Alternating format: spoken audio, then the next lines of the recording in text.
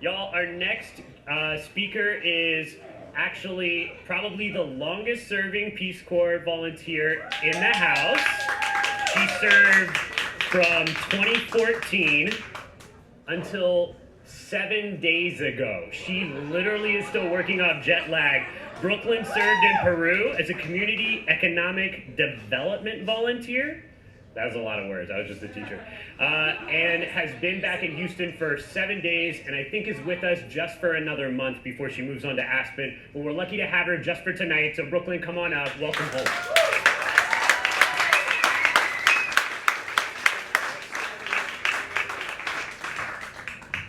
Okay.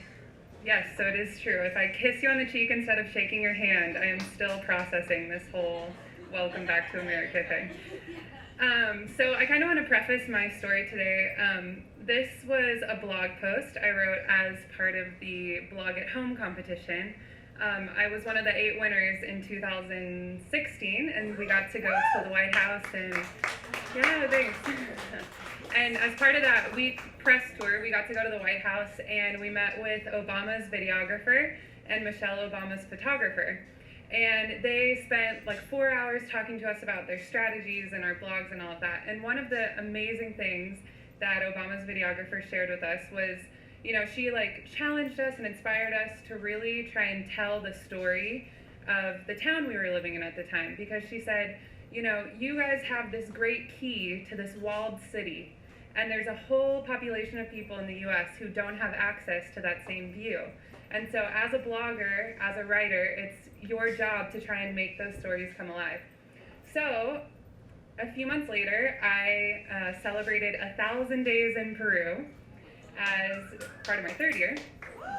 And I wrote a blog post titled 1,000 Words for 1,000 Days. So I'm going to read it directly. I'm really tall, so I won't set it right there. But okay, so the plane landed, and the bustling city changed from modern skyscrapers to unfinished brick houses and dust.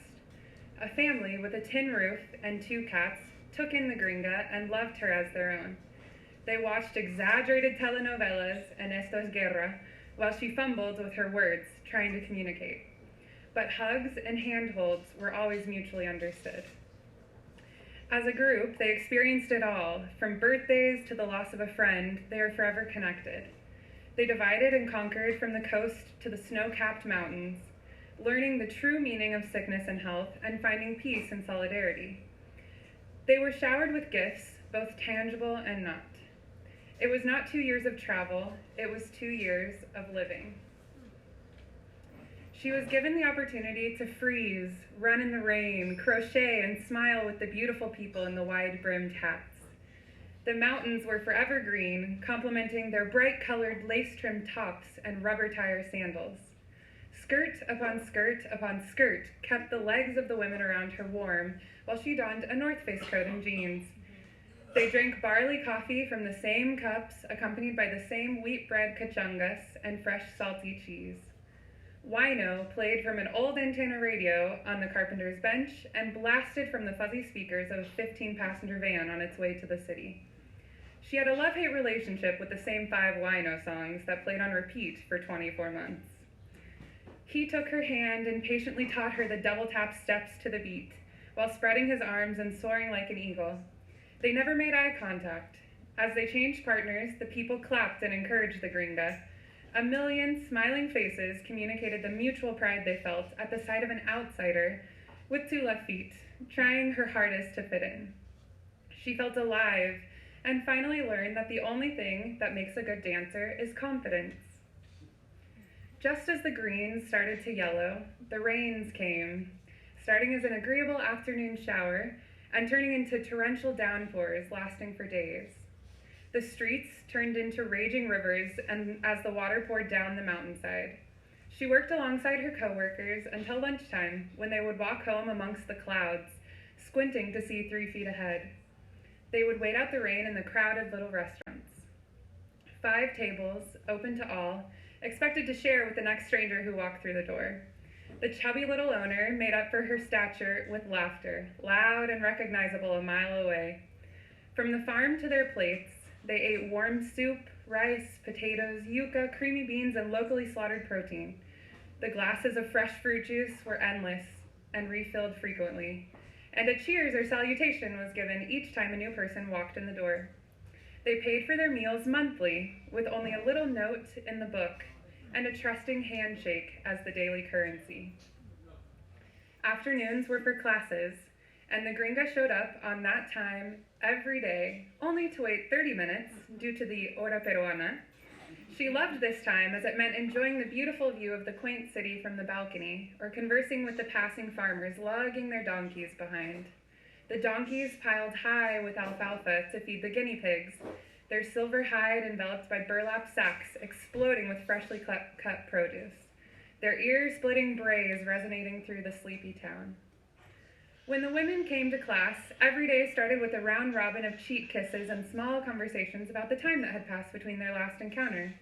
Their skin was sun-kissed and golden from the hour walk into town. She taught them about business, and they taught her how to crochet. The children colored in one corner as the woman who had only made it to first grade learned how to add. They laughed, oh, did they laugh as they learned. Most importantly, together they learned the power of a woman, creating a safe space to grow and becoming each other's cheerleaders in and out of the classroom.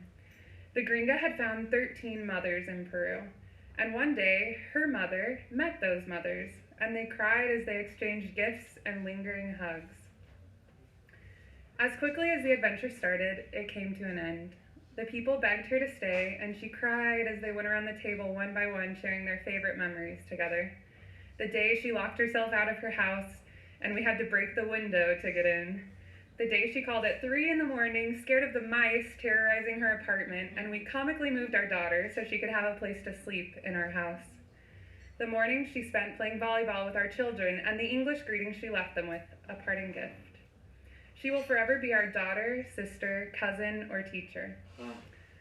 1,000 days later, she understands that the greatest gift of all was not the chance to travel, but the chance to find life in a small town in the northern Andes of Peru. The donkey races and pickup soccer games, the lunch invitations that turned into hour hikes into the campo and all-night parties, the process of culture shock and learning the art of enjoying alone time, the delicious new flavors and the custom of offering a meal to every visitor, even when you have no food to offer. Finding the human connection and the art of understanding foreign customs. Showering them with kindness and using love as a universal language.